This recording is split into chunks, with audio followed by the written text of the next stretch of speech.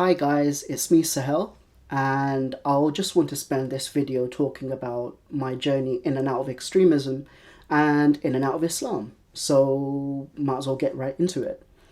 So growing up, when I was younger than 5 years old, my family were just your bog standard type of Muslims. They just believed in being a good Muslim and just praying and fasting, and that was about it. But when I hit around 5, 6 years old, they became introduced to this form of Islam known as Salafi Islam or Wahhabi Islam. That's basically the official form of Islam practiced in Saudi Arabia. They became introduced to it because this family who lived in the same tower block as us introduced them to it. And at the same time, this mosque was being built right next to us with Saudi money, with Saudi funding, and it was a Salafi mosque, and we started to attend it, and slowly things started to change. Music was suddenly not allowed. They got rid of all of the family photos we had because photos weren't allowed for some reason. Any sort of recreation of faces weren't allowed, be it animal or human. So paintings of animals and humans aren't allowed, or any sort of recreation. So what my mum did is that she got my favorite teddy bear, got a pair of scissors, and cut its head off, literally beheaded it. And that completely traumatized me. I just didn't want to play with that teddy bear again. Yeah, they taught me that you should hate the West, that there's a never-ending war between Islam and non-Muslims, that you should hate all non-Muslims, that Britain is the enemy, the West is the enemy, and that one day the Muslims will rise up and fight the non-Muslims, and there will be this grand, big war.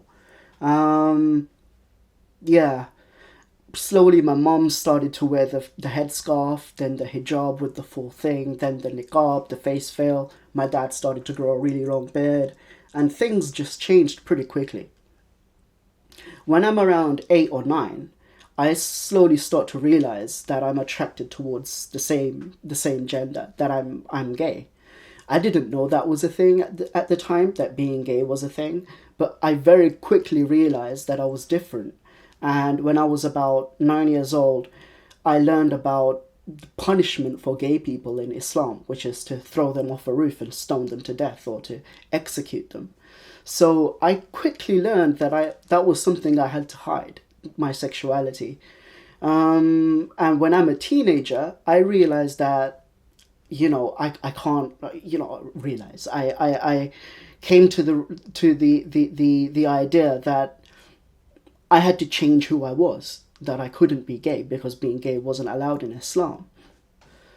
So I start looking at the fatwas that are written by the Saudi scholars, fatwas being religious edicts or kind of directions from the Saudi scholars. And what they said is that in order to cure your sexuality, to cure homosexuality and to become straight, you have to become more religious. So given that I was a Salafi Muslim, which was pretty extreme already, I start becoming even more radicalized and more extreme in an effort to cure my sexuality. I'm studying Islam all the time. I'm reading the Quran all the time. I'm praying to God, praying to Allah all the time to make me straight. I'm crying, and none of it's working. And at the same time, what happened is that the Iraq and Afghanistan wars were going on.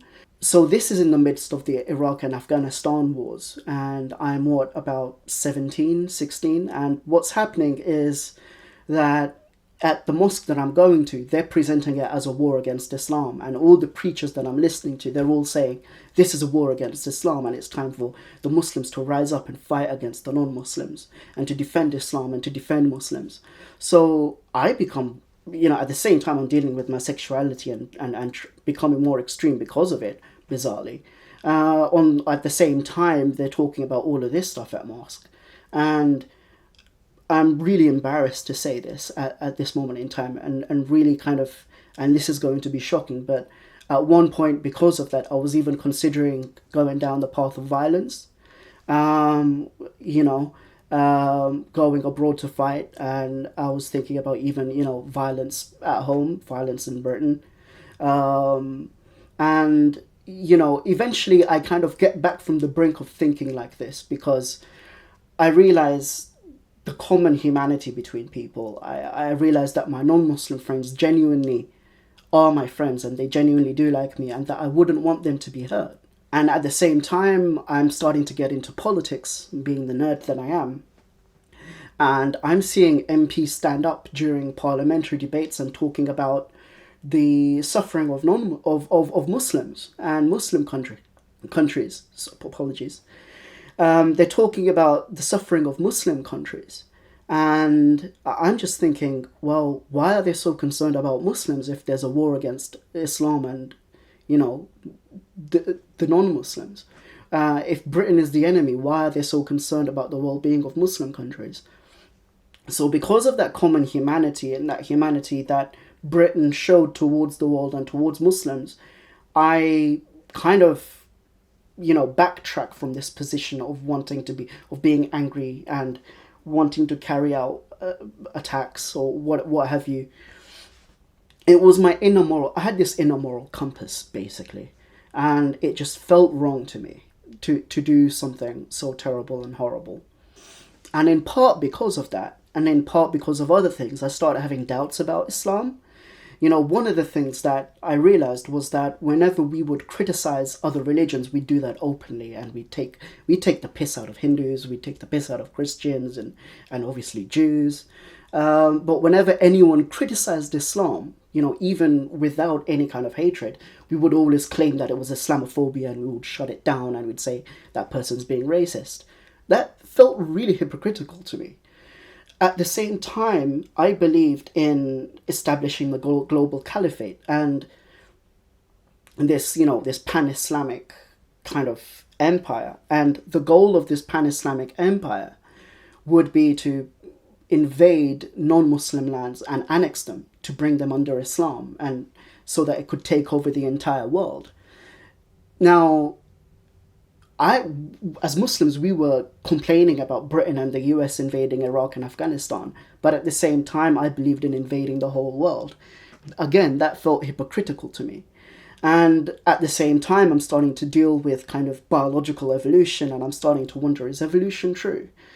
And because of all of these things, I'm starting to doubt Islam. And eventually, I look into, I'm really depressed because I'm having these doubts, and for 5 years I try to push these doubts to the back of my mind, but nothing's helping, nothing's budging. My doubts don't go away. So eventually I decided to take my doubts head on, and the one thing I decided to look into was biological evolution. I looked into Richard Dawkins, and I looked into the arguments for and against evolution. And I realized that without a doubt, biological evolution happened, that it was true, that it was categorically true. So once I accept that, I don't leave Islam completely. What I do is that I become a really progressive, liberal type of Muslim. I'm really open to other religions. I believe that non-Muslims will go to heaven because I'm so progressive. I believe in equality between the genders. I don't believe in violent jihad. I was really progressive, really, really liberal in really the Western sense. And given that I'd changed so much, I even accepted myself as gay, and I was completely happy at this stage. I was happy with who I was. I was happy with Islam. I'd made progressive Muslim friends online, and I was just really happy where I was at. But eventually, I start to have doubts about Islam again, and in the end, I left Islam not because of Sharia or because of any of these other things. The reason because I was a progressive Muslim at this stage. I left Islam because I realized there was no way to prove the authenticity of the Quran. There was no way to verify it. And because there was no way to verify it, I just decided that there was no point in believing in Islam anymore. One of the other things was that I didn't want to leave Islam, so I started looking into the scientific miracles in the Quran, and I quickly realized these so-called miracles just aren't true. At this stage, I became a really angry anti-theist. I started having arguments with my parents about religion and about, women's rights and about the way they treat non-Muslims and the way they think about non-Muslims. And one day, in the midst of these arguments, I just told them, you know what, I don't believe in Islam anymore. Immediately, they just kicked me out of the house. They just said, get the fuck out. And so I went up to my room. I got a bag, packed whatever I could in it, and I found the cheapest hotel online that I could find, which was still really expensive because it's London. And, I spend the night there. The next day I go to my grandma's. I lied to my grandma. I just told her that I was doubting Islam. I didn't tell her that I'd completely left. My grandma rings my parents and shouts at them, and my parents, my grandma then puts me on the phone, and my parents go, this secret that you've been hiding from us all this time, we've realized who you are. We know your secret. And immediately when they said that, they didn't even have to say exactly what they were referring to. I knew they were referring to my sexuality. At this stage, I'm just completely terrified. I was thinking they were going to come after me, that they were going to kill me. And my parents told me to come back home. Initially, I refused, but they convinced me to come back home. They said, we won't hurt you, we promise. And maybe I was stupid to do so, but I went back home. My dad takes me out into the garden because he doesn't want my siblings overhearing what I have to say about me being gay. And my dad kind of says all kinds of horrible things to me about being gay and how I'm disgusting and what have you. So my dad asks me, how long have you known that you were like this? Referring to my sexuality. And I told him the truth. I told him since I was 8 years old. He rejected that. He goes, there was never any sign when you were a kid that you were gay. So apparently because I wasn't, I don't know, playing with dolls, it just wasn't true that I was gay. So apparently just because I wasn't playing with dolls or being really effeminate as a kid, it just wasn't true according to them that I was gay. It just wasn't possible. So then my dad then asked me, have you ever done anything with a guy? I lied to him. I said no, I had. And eventually my dad goes, the only way we can agree to you staying in this house is if you agree to be exorcised, as in exorcisms. Now, me being me and having nowhere else to go, I reluctantly agreed. And the next 3 months were hell. They're making me go through all of these exorcisms. They're making me lie down, putting their hand on my forehead and reciting the Quran over me, reciting Quran over honey, spitting on it, making me eat it, making me bathe in holy water, all this kind of stuff. And my mental health is really deteriorating at this stage.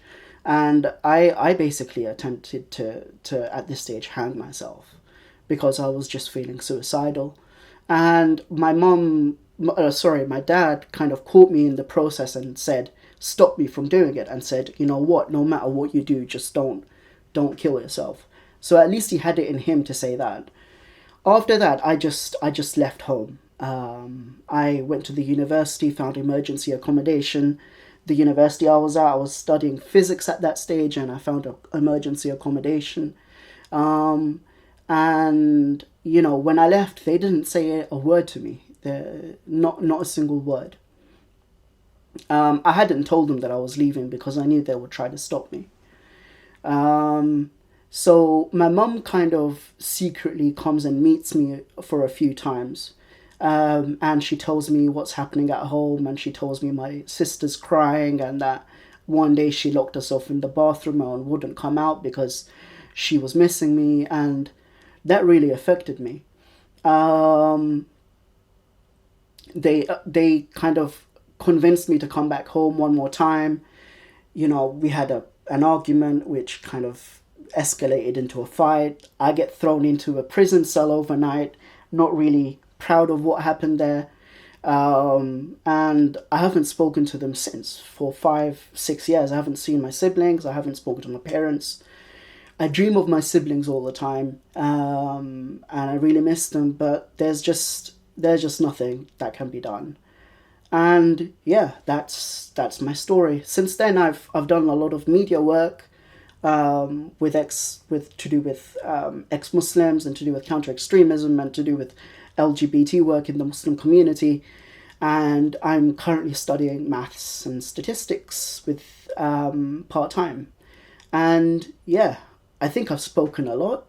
I think that was a lot of information to throw at you. Thank you for staying for so long and for listening. And I hope to talk to you soon again.